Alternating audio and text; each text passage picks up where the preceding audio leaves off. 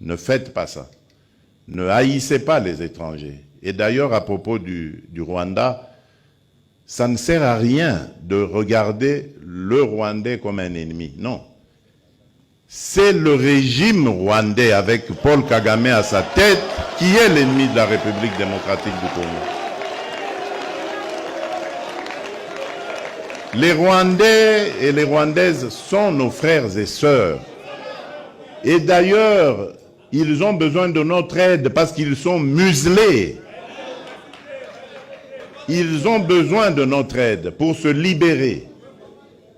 Ça n'a rien à voir avec ce que leurs dirigeants sont en train de leur imposer.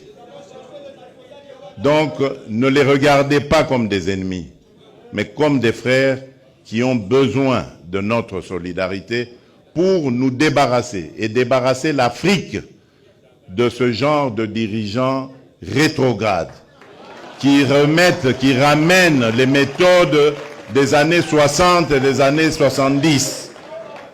Alors qu'en Afrique,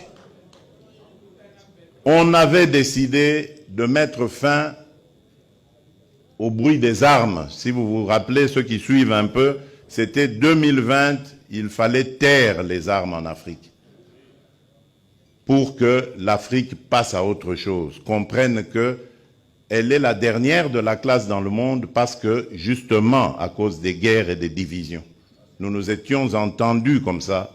Malheureusement, ce n'est pas arrivé, on a dû encore prolonger, mais c'est à cause, justement, des dirigeants tels que Paul Kagame. Et il s'enorgueillit d'être un faiseur de guerre, un spécialiste dans la guerre. Il en est fier. Moi, à sa place, je me cacherais, j'aurais honte d'assumer le fait qu'on sème la mort et la désolation. C'est honteux. Et je dirais même diabolique. Nous n'allons pas manger de ce pain.